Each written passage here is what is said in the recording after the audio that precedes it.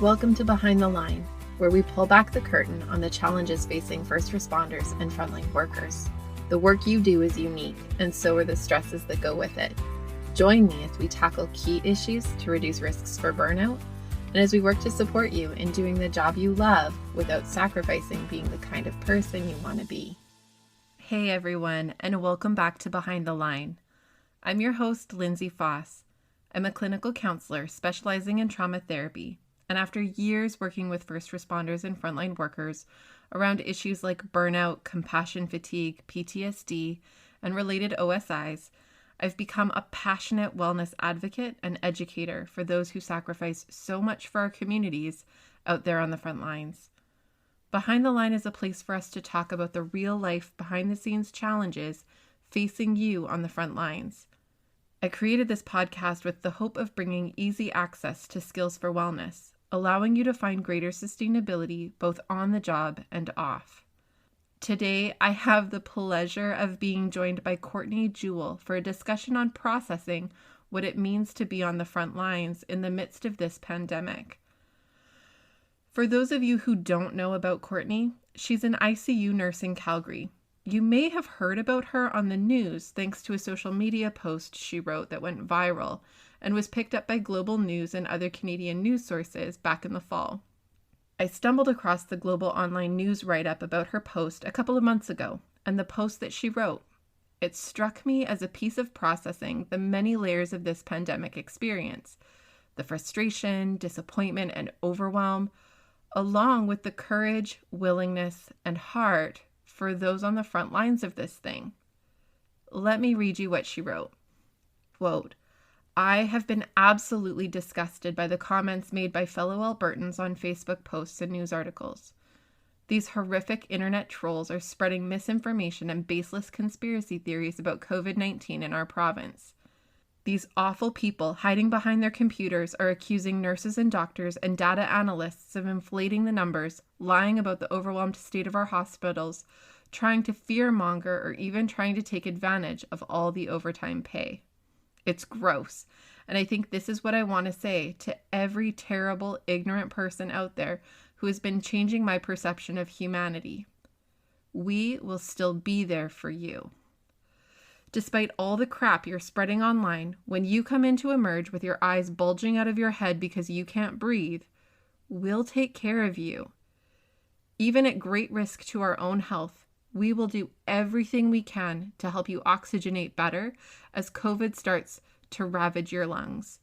And when you deteriorate, we will sedate you, intubate, put a breathing tube in, and transfer you to one of the excellent ICUs we have across this province.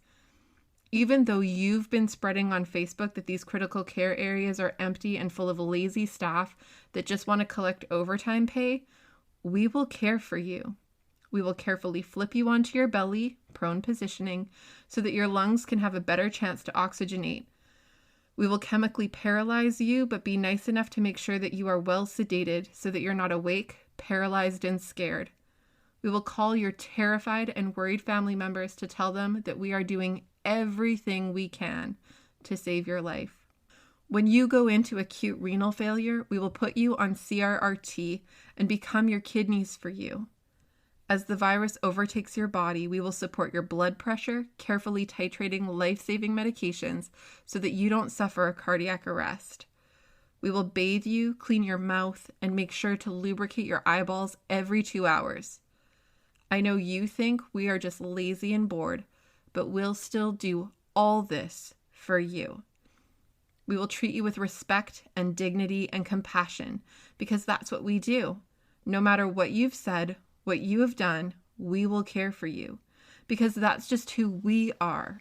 We are not heroes, but simply people with compassion and who have a desire to help. We don't need to be attacked right now. And you know who else we care for?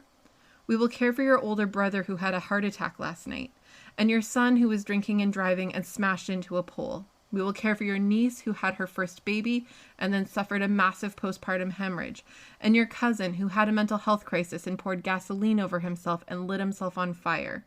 Your mom who had a massive cancer surgery, and your uncle who fell down the stairs and is now a quadriplegic. because despite what you're telling everyone online, we are full of these patients as well. So, my dear ignorant, misinformed internet troll, even though you tried to take me down, make me lose my faith in humanity, I've decided that you won't win. And when the reality of this crisis hits you in the face or destroys the health of someone you love, we'll be there for you. I will stop reading the comment sections and continue to teach my kids that when there is a crisis, look for the helpers. And of course, love thy neighbor. So much love to my brothers and sisters fighting in ICUs across the province, especially to the staff at the Peter Lougheed here in Calgary. We at the Foothills ICU are thinking of you guys. End quote. Welcome, Courtney, and thanks so much for being here. Hi, thanks, Lindsay. I kind of thought we could just start off by talking a little bit about your background. So what led into you becoming an ICU nurse, and how long have you been doing this kind of work? Yeah, so I have been a nurse in the ICU for 14 years. I graduated from University of Calgary here in 2005, and I kind of always knew I wanted to be. Well, I found out I wanted to be a nurse when I was a teenager. Mm-hmm. It was sort of a horrific teenage experience, but kind of led me to where I am today. My great aunt, who I was quite close with, when I was 14, she was diagnosed with a brain tumor. Mm-hmm. And, anyone who's gone through that kind of diagnosis, it's a horrible experience to see someone you love deteriorate like that. But through that experience, I really learned a lot about myself and my ability to be a caregiver. And so at the age of 14, I was like doing things to physically help ease her pain and suffering. And that experience in and of itself, learning about, end of life care and dignity in dying and critical illness like that, I think really led me to want to pursue nursing as a profession once I was out of high school. Right. Wow. That would be such a shaping experience. Mm-hmm, and really informative about the nature of who you are and how that aligns to the work that you've now selected to do. Mm-hmm. Yeah, I think I really learned a lot about being on the family side of things. And I think that has really aided in my career as an ICU nurse, where I can put myself in the shoes of that family, that scared family, not knowing quite what's going on. Mm-hmm. And being able to not know everything, obviously, but to be on the inside track of healthcare and help. Ultimately, I wanted to help people on their worst day. And I think that's why critical care really spoke to me, because I can ease that very foreign environment, that very scary environment of the ICU, where there is constant alarms and beeps and buzzing and a family member that doesn't quite look like themselves. And mm-hmm. I can try and help those family members and the patient themselves on their very worst day. And that's what I love about critical care. Totally. Well, and I think one of the things I found interesting in working with and knowing a lot of critical care nurses is that you really have more than one patient, right? Like you have this patient who's the person in the bed that you're serving, but their family is kind of its own unique aspect of the patient. And it's a level of the work that I think doesn't happen in quite the same way in so many other types of roles within health. Absolutely. I think even just with the ICU, a lot of times our patients are intubated and sedated. And mm-hmm. so you get to know the family members quite well. And then they tell you about who their loved one is. And so as you're caring for that person who can't speak for themselves, their families really speak for them. Mm-hmm. And so I think family is such an important element when it comes to ICU. Of course. Yeah, for sure. So pre-pandemic, what was it that you loved most about your work, and what did that look like before the pandemic hit? So we are where I work is a level 1 trauma center. So we see everything. We see not only like the surgical complications or things going wrong, septic patients who get really, really sick. We also get every level of trauma that comes through, which is such a time of crisis Right. for families and for the patient themselves. So I really liked being in ICU pre-pandemic, was that when I came to work, I didn't quite know what type of patient I was going to have, but knowing that in our ICU we have amazing teams, and we work closely with the physicians and the respiratory therapists, and we work as a team, and we kind of take on whatever comes our way, which I love that aspect of it, of that team atmosphere, and always feeling supported.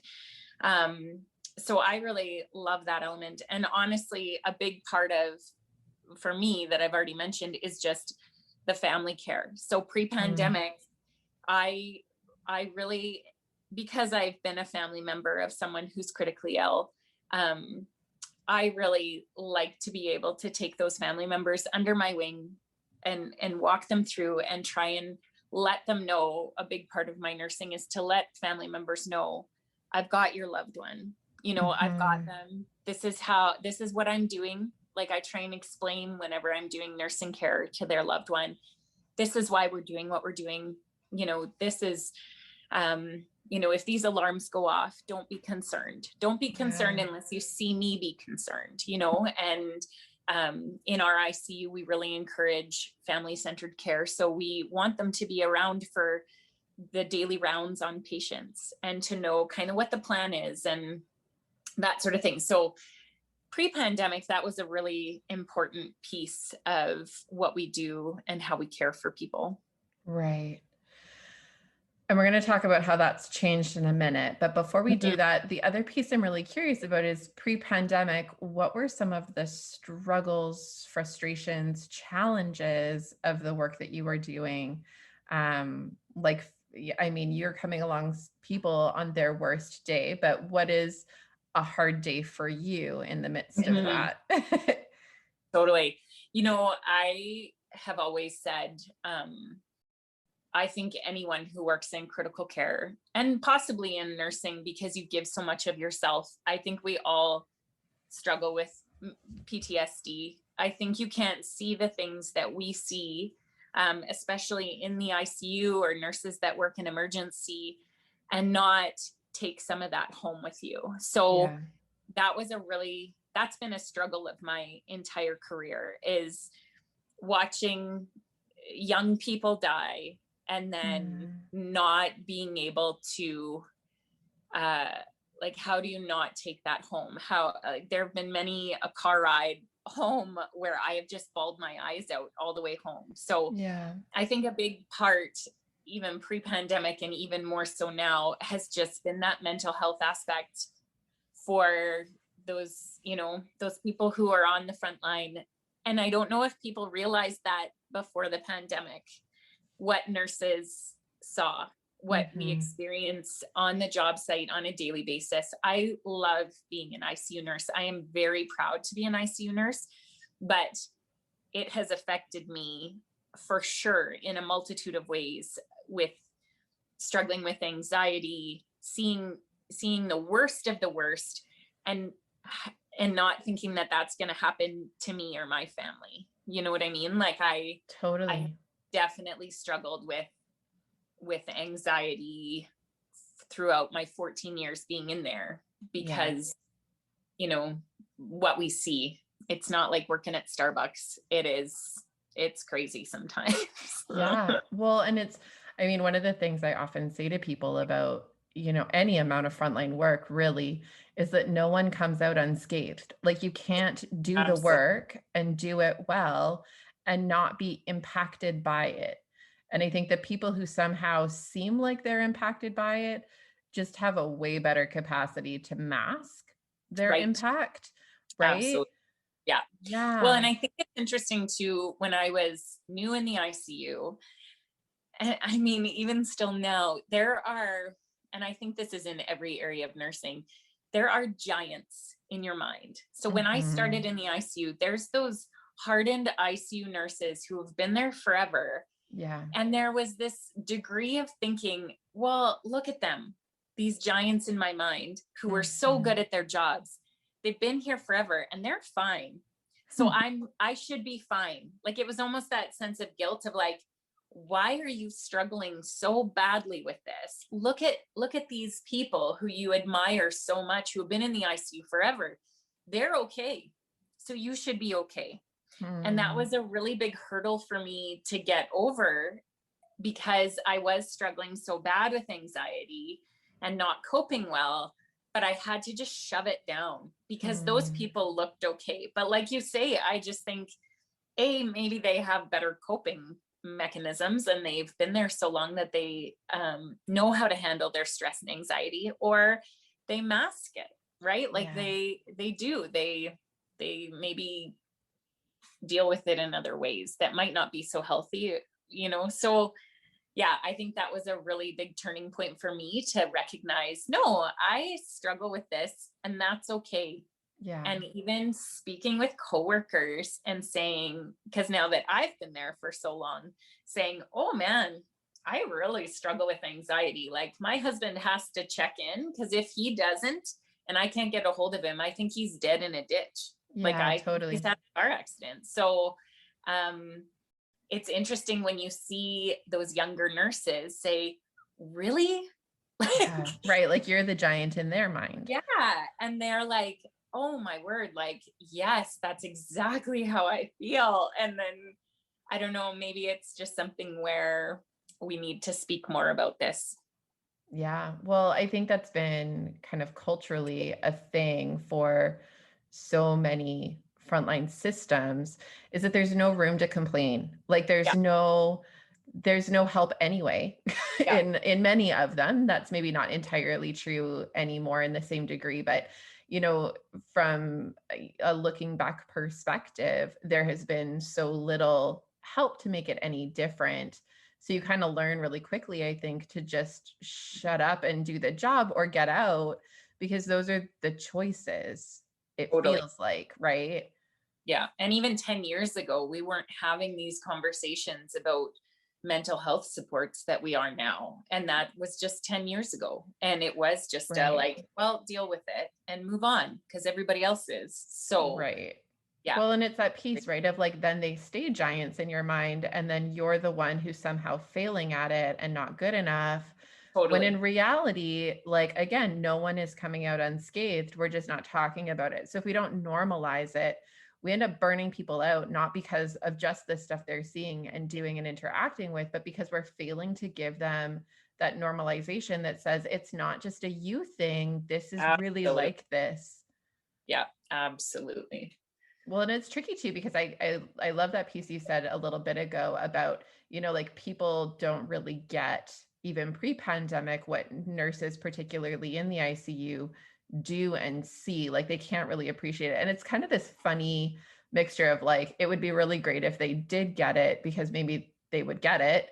But you would also kind of hope that no one in your life would ever actually get it, because that would mean they would have to have lived it sufficiently to get it. So it's like this double-edged sword. It's so true. Absolutely. Yep.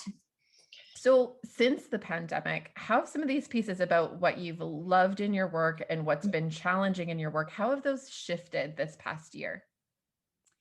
Yeah, I have to say that this past year has probably been one of the most challenging of my career. Like, the last 10 months, there's been so many, I don't know, it hasn't felt like regular life. It's felt like a war zone. And oh man, there's so many different elements of it. One big piece was the lack of family, right? Yeah, all of a sudden, visitation policies changed because we were trying to protect our own staff, which I think is appropriate, but families weren't allowed in.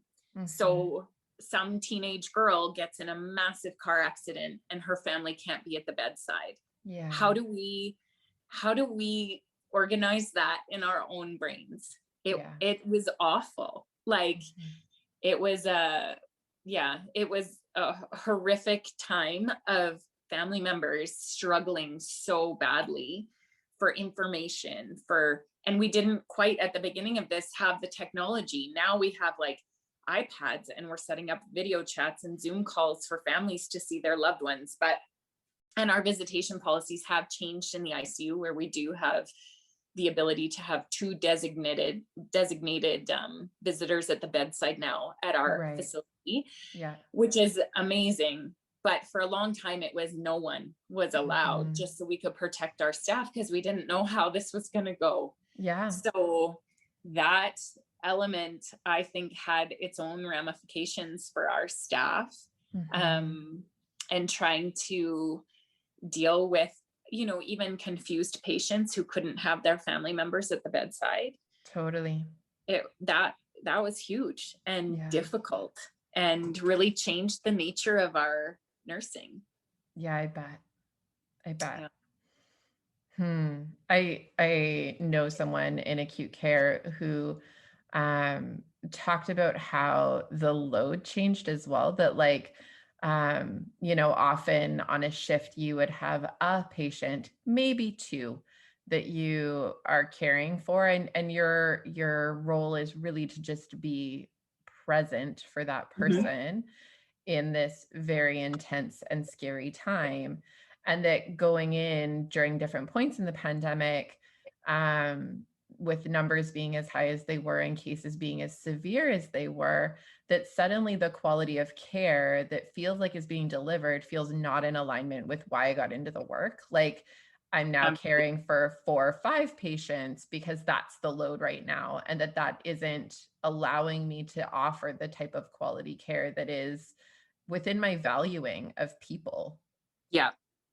Well, and even we had, I mean, I have to say, I think our management team did an incredible job. They really tried to like be supportive. And there was emails that went out about, you know, when we surge and we get to these levels, these are the things that you're going to need to drop in terms of patient care so that you can focus on what's important. So mouth care every 2 hours, that might need to be every 4 hours. Turning patients, that's a big thing. We really want to prevent bed sores. Turning patients might need to go by the wayside for a while, because it's, you know, there's more important things to deal with, because you're going to have an increased load of very sick people. That was awful. Like, I think we provide exceptional care to people who absolutely cannot care for their bodily functions and needs. And then we were being told, well, like, some of that's going to just have to be put aside so that you can focus on what's important. That was a really difficult piece, I think, for a lot of very A-type personality ICU nurses. Who we care for you head to toe. And then now we're being told, like, sorry, you're going to be running a couple, you know, dialysis machines. You won't have time to do mouth care. You know, and so, and even I think as an ICU nurse, we're very organized and we know how to plan out a day. And we were getting redeployed staff from other areas to come and help us. So we were getting ortho nurses or nurses from burns or from other areas, which was amazing. And they were coming to kind of help that load. But still, I want to do those things myself. And so it was a real like reorganization of having to like let other people do the work that you usually do and not knowing if it was done to your own standard and having to let that go. That's hard. Totally. It's hard to reconcile it when the act of caring is so fundamentally a component of why I show up. Yeah. Absolutely. Yeah. In the midst of that, though, I also feel like it's pretty fantastically amazing that was verbalized from the top down, like that we recognize that the expectations need to change. Because instead of it being like us realizing on the front lines, oh, darn, like we cannot manage all these pieces, and then feeling like you're on the hook for still being able to have that just be like we get that this isn't a thing right now. And direction from the top, that's pretty fantastic. It was. And I think there was a lot of that in our in our facility, just from that management team being like, hey guys, we know this is going to be tough and we appreciate what you're doing. Mm-hmm. And these are the pieces that you're going to have to let go. And that's okay. Like Right. it really was an allowance not to do substandard care, but to understand that things need to change because the work is going to become heavier.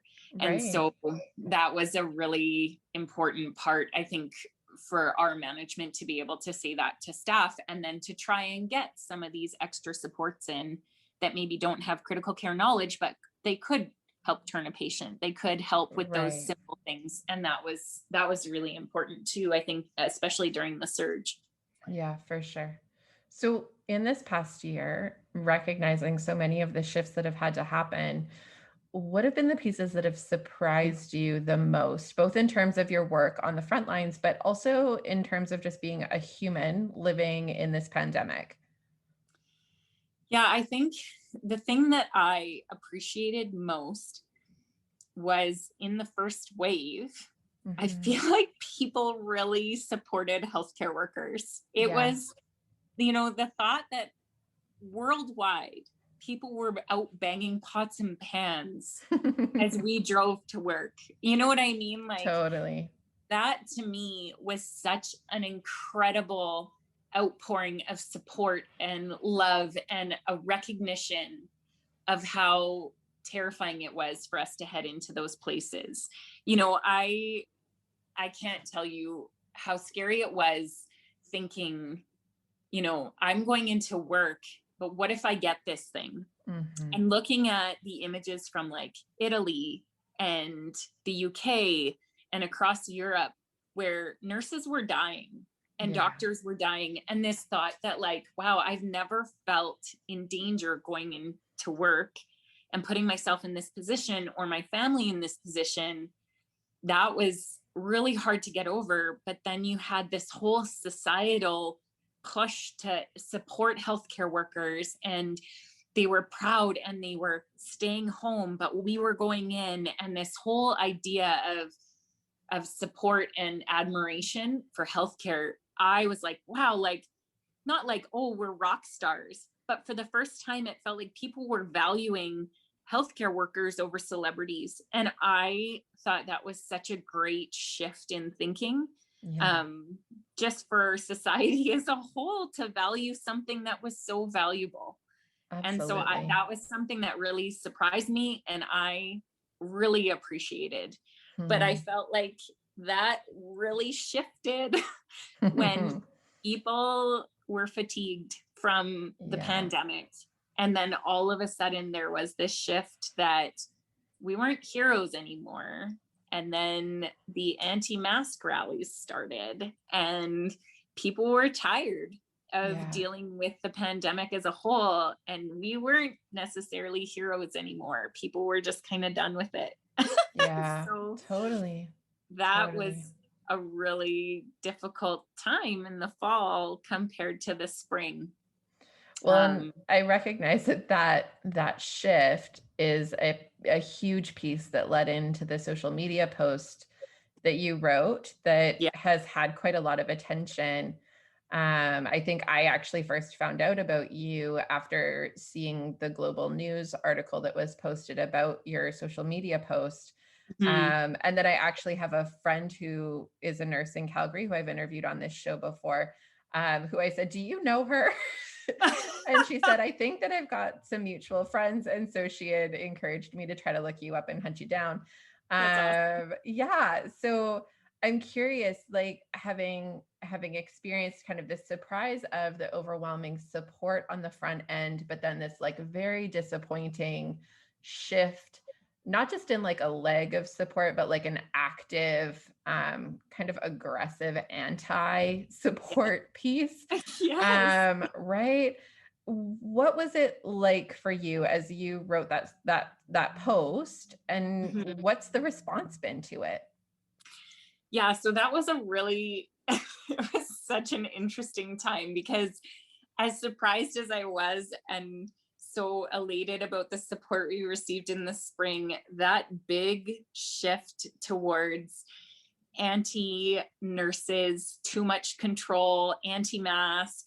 That whole shift really surprised me as well. And I mean, nurses are human beings too. We are going through this. We have families, we have kids that are in and out of school because of different cases of COVID.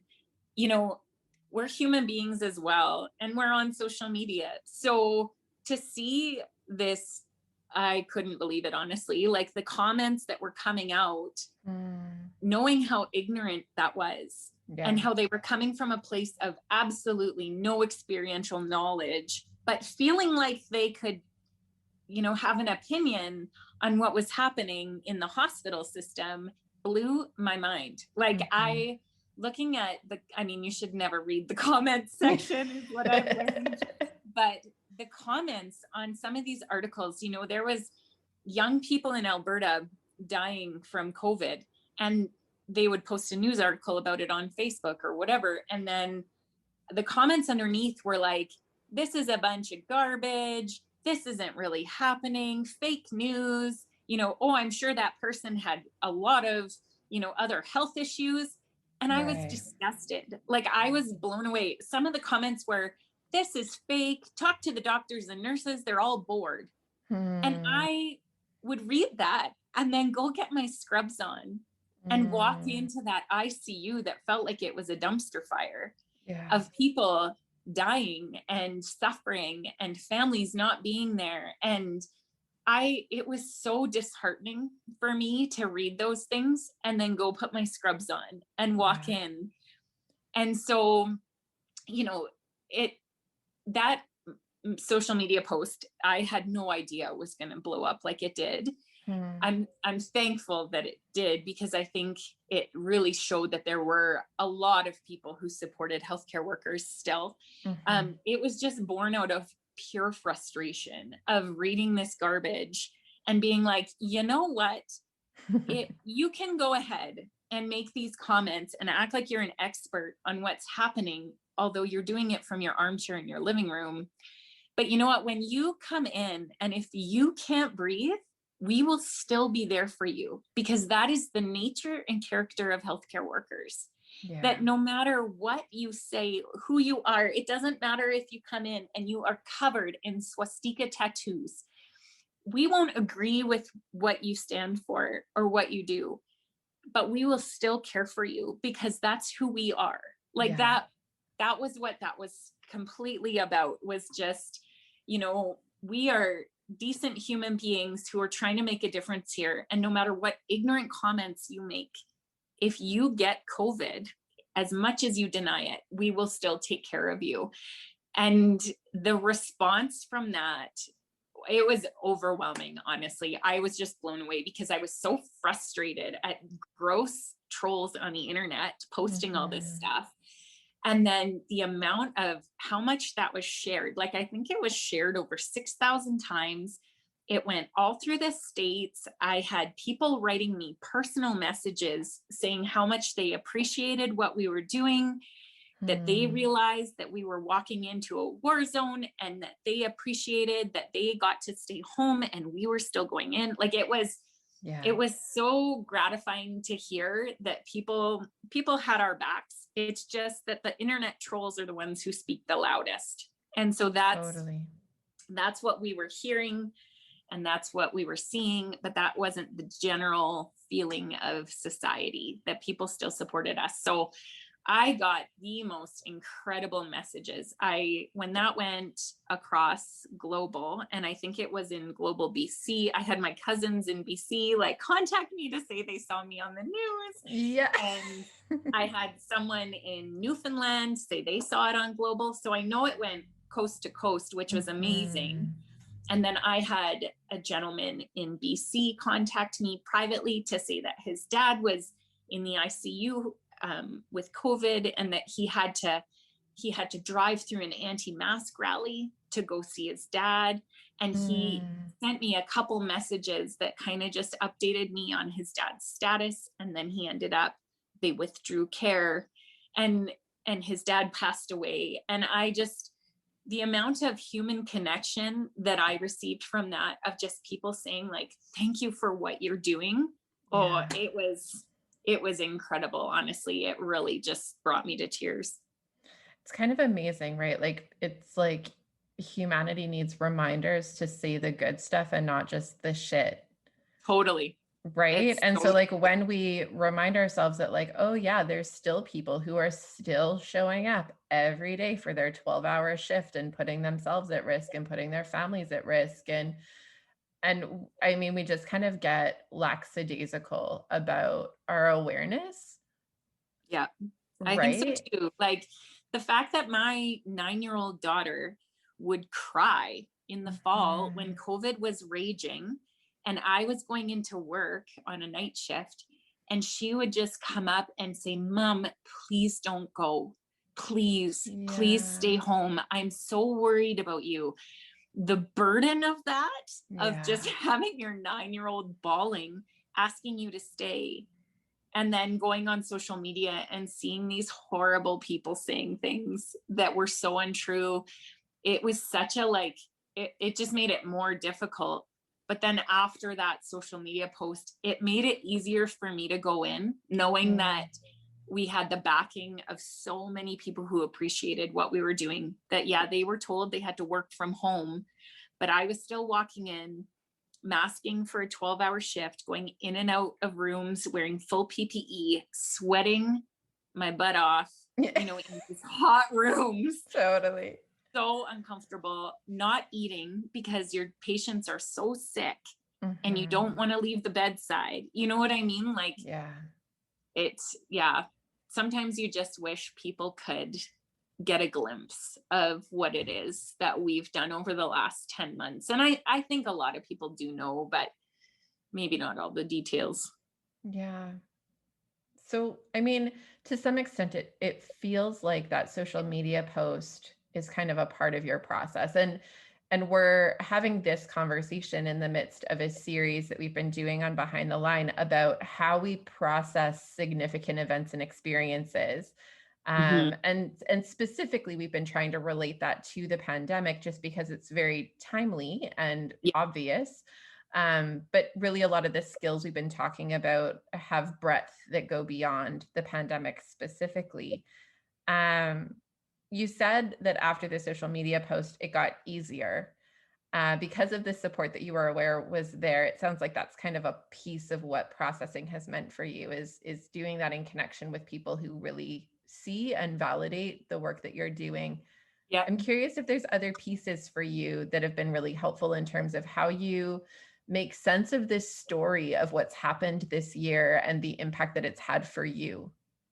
Yeah. It's, I think for anyone processing what the last 10, 11 months has Yeah, been, I think we're going to be processing this for such a long, long time to come. totally. Um, I, I don't know. I don't even know exactly how to answer that. I think it has made me realize, well, just how thankful I am for health and wellness. Although I mean, as an ICU nurse, I've always seen how quickly life can change. But I think that idea of people globally masking up, doing things, public health orders, even if they don't really love it, they'll still do Hmm. it in order to protect their neighbor. Yeah. I think that, you know, we've seen that in its worst form where people don't want to do that for other people. And then we've seen it in its best form where people are buying groceries for their elderly neighbors so that they don't have to go out. You know, Yeah. I think it's been this weird dichotomy of, you know, good versus evil, and Totally. seeing the best of society and seeing the worst of society. Hmm. Um, for me, I think a big part of just surviving this last year has been knowing, you know, when I need to take a break, when I need to do the things that bring me joy. Um, that has been a big part of coping with the pandemic is, Hmm. you know, dialing into what are my mental health supports and what are the things that help me process this in a positive way and keep moving forward. We've seen a lot of death in the last year. Yeah. I have seen more substance abuse, intentional and unintentional overdoses. For me, I need to come home to process that and go for a run. I need to do what I do well, which is, I think I mentioned to you that I started an online women's fitness group. I've needed to, when I leave work, when I leave the ICU, I have to focus on other things too. Mm-hmm. And doing an online fitness group that supports women doing fitness accountability. Our group is called Sisters with Blisters. Love it. It is an amazing support where I can go for a run. I can process all these things. I can get that physical activity. I can feel really alive after seeing so much death and despair. Those are the things that I need to do to cope with this pandemic and just with life in general. So yeah, I don't know if that really answers your question, but that's kind of how I've proceeded through the last year. Totally. I actually think it does answer the question. I think that there's lots of actions and activities and skills that we do to cope and manage. And part of what they offer us is this ability to be a person who's more than just one really hard thing. Mm-hmm. Right? So like if all I do is go to work and come home and sleep and go to work and come home and sleep, it's really hard to make sense of the story of all that's happening, because it's this very narrow perspective of me and the way that the work has impact for me. Mm-hmm. But when I am in this larger context of Sisters with Blisters and I know that you have other kind of interests and passions as well, that you do photography and that you and your husband are renovating a house. Like you guys have other pieces that kind of develop this more comprehensive perspective of who you are, but also what the world is like, that the world is not just death, but it's also really happy wedding photography. Exactly. Right? That there's more diversity to the experience. And having that, I think, helps keep things in context a little bit differently. Yeah.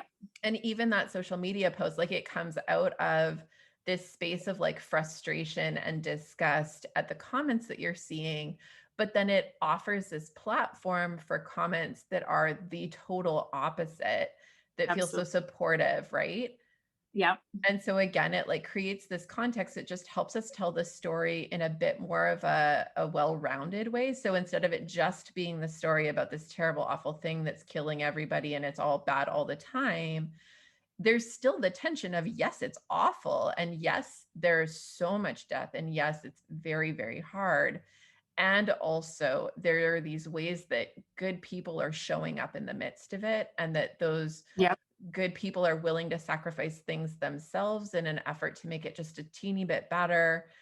And holding those tensions is really important for how we make sense of who we are in this and how we're going to carry the impact of it on an ongoing, because you're right, it's going to be a long time that we're still continuing to figure out what this has meant for us. Yep. And I think even just like pre-pandemic, being an ICU nurse, I've seen a lot of horrible things, but what it's taught me is that there's also a lot of life to live.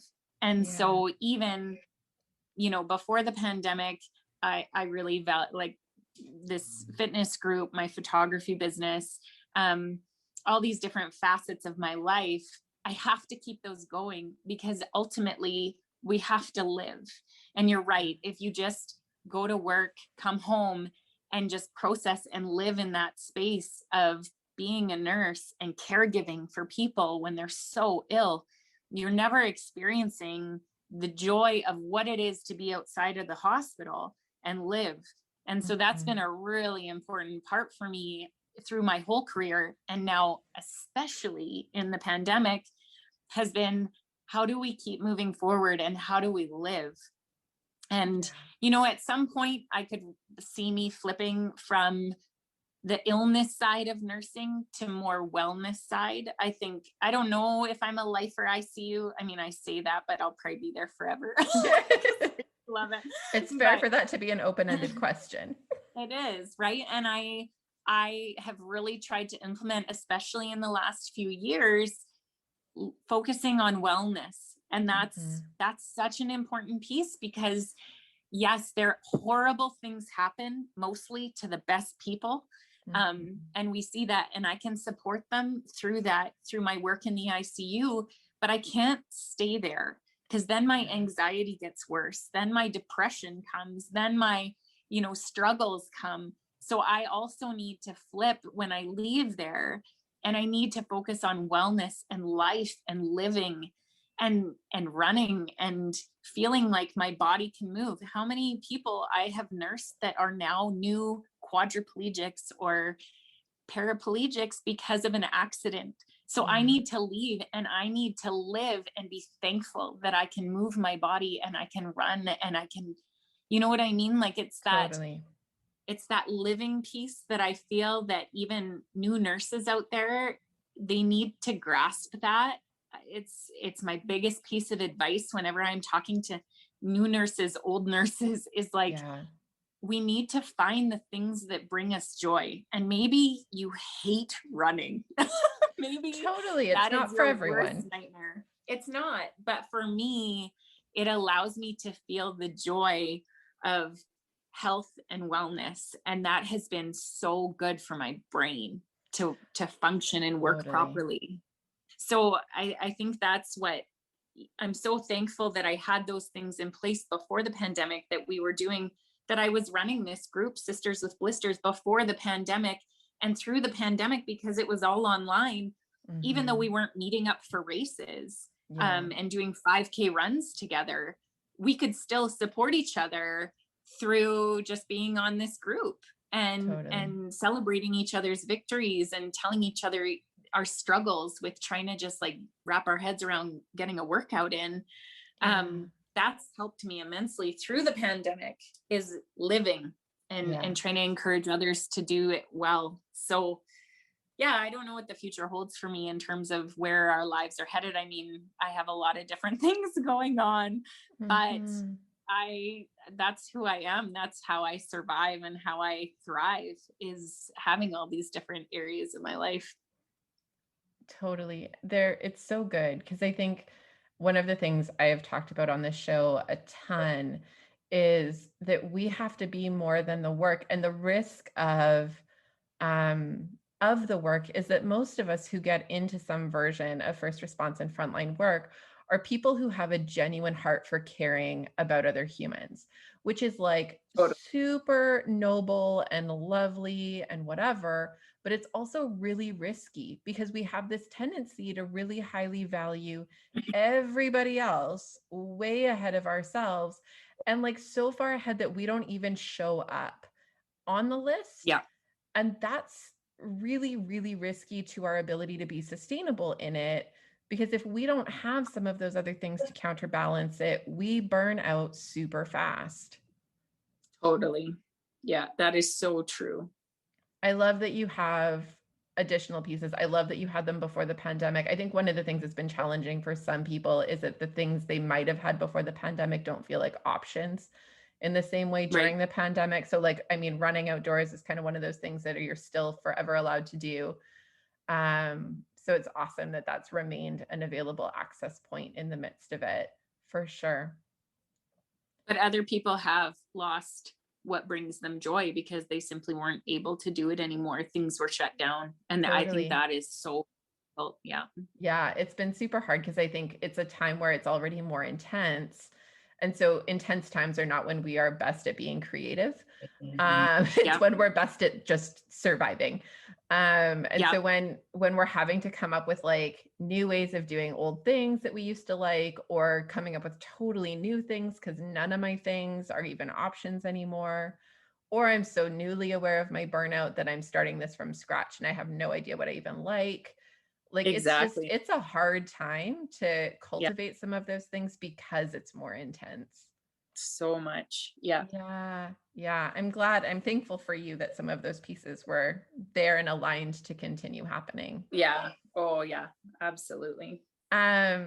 as we're kind of moving towards wrapping up, I know I mentioned to you before that on Behind the Line, we're heading into a new series starting next week on leadership. And while I have you, I just kind of wondered if there's anything that you would want to speak to around your experiences of leadership within the public health system, areas of concern you've experienced, or areas you think that need improvement to better support those on the front lines. Yeah, I think for me personally, the leadership that our management team has shown through this crisis, I think has been vital, honestly, for Mhm. us to survive as a staff. So I think that has been exceptional. I think what worries me the most in terms of leadership is just um, maybe that upper governmental level, provincial Mhm. level, where it seems like healthcare costs too much money. And Mm. that really worries me because there was some pretty big cuts coming to nurses before the pandemic hit. Yeah. And then that couldn't happen because we Right. were so needed. Right. Yes. And there was such a wave of public support that I don't think that they could have gotten away with cutting us. So then that kind of went on the back burner. But my concern for the future is appropriate staffing for leaders in our provinces to really see the value of public health care. I think that is a huge ongoing concern, as I have elderly family members that are going to need the public healthcare system more as time Yeah. goes on. As my kids get older and maybe get into sports where they're going to need public healthcare because they break a bone, those sorts of things, that really concerns me for the future of just not the value of quality nursing staff, support staff, that sort of thing. And this whole idea that it just kind of costs us too much money. Yeah. And so they're going to make cuts. That is Right. a massive concern for me when it comes to leadership. That's what I wish our leaders would really kind of understand or maybe experience what it is to be in the healthcare system. Totally. I feel like that gets maybe forgotten about or not experienced by those leaders. Yeah. So that's what I'm hoping. I'm hoping that public support kind of favors public health care Yeah. after we've gone through this entire process and they can see how valuable we are. Well, and for sure the staffing piece is just such a huge issue. I think like the kind of trickle out effect that happens when we ignore sufficient staffing numbers because one of the pieces of feedback I get a lot from people who are working particularly in hospital settings, but for sure in a lot of other helping professions as well, is this piece of like, okay, so I'm having a hard day or I feel like I need to take a mental health day, but I can't without syncing my team because there's no one else. And Totally. so I can't care for my own wellness appropriately because we're understaffed. And if I do, it just means that I'm putting more weight on people who are just as burnt out as I am. Yeah. And they're not going to take the day off either because they feel like they're going to let everybody else down too. Yeah. And so it creates this really hostile environment, I think, where we lose really good people because they just get so fried out of that setup Yep. that it feels like, how is this actually worth it? Like it comes to that point. And so then we're like burning out people who are really, really great at what they do and not giving them the appropriate support to be able to do it long term. And then Yeah. wondering why we have such a high turnover rate. Exactly. And then ultimately cutting. Like that's Yeah. what concerns me is like it's bad enough now and then in the future because budgetary concerns or whatever, then all of a sudden you're going to cut nurses from the hospital system or from the Yeah. community. And that just feels so dangerous as we move forward. And we have so many baby boomers in our society that are aging. And, Yeah. it just seems really counterintuitive to what is good for society. Maybe it's good for the numbers, like budgetary wise, but it Yeah. just is not good ultimately for society. And that's where I wish there was some leadership around that kind of importance and quality that we need going forward. Totally. So, Well, and yeah. it's just like, it's a way more complex issue. And I think the budgetary concern, like I get that that's someone's job to worry about. I'm really thankful it's not mine, but Yes. like I wouldn't want it in a million years, but also like it sometimes fails to see the The bigger human stuff. picture. Yeah. Right. Well, and like I think I had a similar conversation with Ryan, who was the RCMP officer we interviewed several weeks Yeah. ago. I've had similar conversations with paramedics. We have a Yeah. paramedic crisis here in BC that's been aired on CBC a number of times now, that we have too many cars down and crazy wait times and Yep. whatever. And it's a similar challenge where, from a financial perspective, keep this small.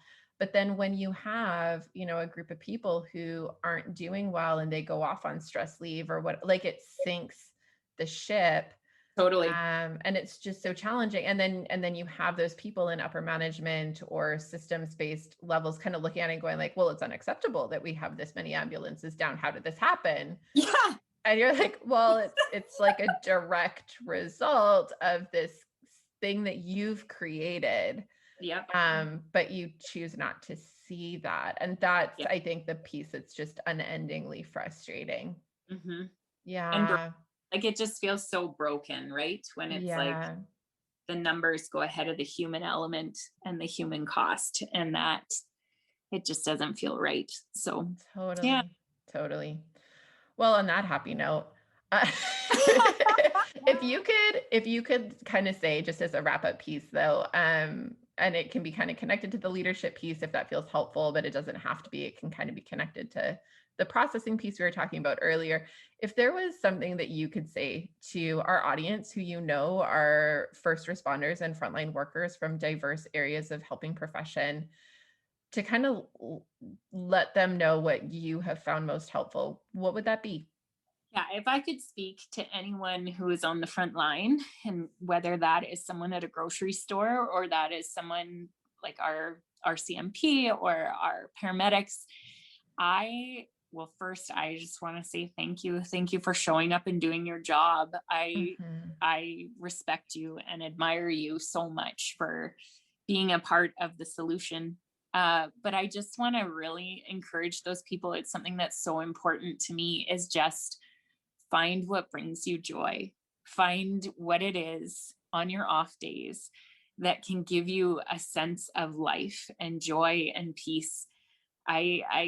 I've seen so much suffering in the last year and for years, but I also have found so much joy in just the everyday life of encouraging people, seeing people do good things, doing good things for others. I'm still buying groceries for my 77-year-old aunt, who's like my best friend. I think do what it is that can bring you joy and make you feel like a whole human being, because I think our jobs take so much from us. So that would be my only thing, is just, please find what brings you joy. Yeah, that live your life piece. Yeah. Totally. Thanks for that. Yeah. Thank you so much, Courtney, for your time today. And I mean, for your bravery in addressing many of the issues that you've addressed in a very truth-telling and real way with your post back in November. I think that was amazing. As well as for your continued commitment to showing up in the work in the midst of this pandemic. I know that's not easy, and it hasn't gotten any easier. And last but not least, for joining me and for being willing to share with our listeners who are also out there and working and talking about how to be in this and how to make sense of their work within this pandemic. I really just genuinely appreciate your time and your insight, and your willingness to kind of step out and be a voice in this. Yeah, you're so welcome. And thank you for highlighting this. I just think, again, this is such important work that you're even doing. And if this can touch one person to make them feel like they're not alone in this, or that some of the feelings that they're feeling, that they're not isolated, I think that is such important work. It's something that we need to continue doing, and just breaking down stigmas about mental health and how to care for yourself, and that you're not selfish. you're okay, you're doing great, so this is Totally. super important work. Yeah. Yeah, we often talk about how that self-care piece is the best gift we can give everybody else in our lives because it's Totally. what lets us do any of this well, right? Like we can do a Yeah. lot of this stuff, but we don't necessarily do it as our best selves. No. And you don't want to just survive, right? Like there's, Totally. yeah. Yeah, like we're working so hard to help everyone else be okay, and we get to have the same. Yeah. And go Yeah. for a run. Amen. If you can. If you can, if that brings you joy. I love it. Or do a silly dance in your living room, something like that. Totally. I love it. Yeah. All right. Well, thank you so, so much, Courtney. It's been so good to have you. Yes. Thank you. All right. Thanks, everyone, for sticking with us. I know that this one's a bit longer than what we usually do, but I hope that you'll agree that it's been worth it. Show Courtney some love by commenting on our social media with what you loved most or found helpful as you process your own story of having a front row seat in this pandemic. As we wrap up today, I want to remind you to subscribe to the podcast and to our email list and to follow me on Facebook and Instagram. You can find all of the links in the show notes. And I'd like to end today by sharing from one other frontline worker's post that was shared with me and I really highly valued. I think you will too. Mike from Halifax shared this post that he had posted early in the pandemic. Quote, "Anyone who really knows me knows that I love Spider-Man. I have loved Spider-Man since I was a kid. I wanted to be a superhero when I was 6 years old, and that dream never really left me, which probably explains why I chose pediatrics. Some of my patients call me Spider Mike. This all started in my early career when a young patient and I shared our love for the web slinger, and he told me that Spider-Man was the only real superhero because, quote, Peter Parker was just a regular guy just like us who happened to be bitten by a radioactive spider. Made sense to me. In times like these, many people call healthcare workers heroes. Some celebrate us by making noise in the streets every night, giving us discounts at stores, and even thanking us for our service in the street. At the face of it, that makes sense. People need heroes because heroes save us when there is trouble. Heroes overcome the villains. Heroes give us hope. At the start of the pandemic, I thought that maybe this was my Spider-Man moment. However, as I reflect on the past number of weeks, I know that none of us working in healthcare are heroes. Sure, we wear masks, face shields, gloves, and the PPE equivalent of a cape, but in truth, we're a lot more like Peter Parker than we are Spider-Man. Peter Parker is just a person, just a regular guy, in the words of my patient, who is just trying to figure it all out. Behind his mask, he has suffered loss and experienced victory. He's had doubts and sometimes wants to retreat. He feels every hit in every battle, noting in the movie Spider-Man Far From Home that even though he is Spider-Man, it still hurts. But he keeps showing up. He is scared that who he is puts his family and friends in danger. He longs for normalcy, and there is no superhero PPE to protect his heart and mind. We aren't heroes. We are Peter Parkers. Behind the mask, we are just trying to figure it all out and do our best. And it hurts. But we will keep showing up. One of the great Spider-Man quotes comes from Uncle Ben, who says, "With great power comes great responsibility."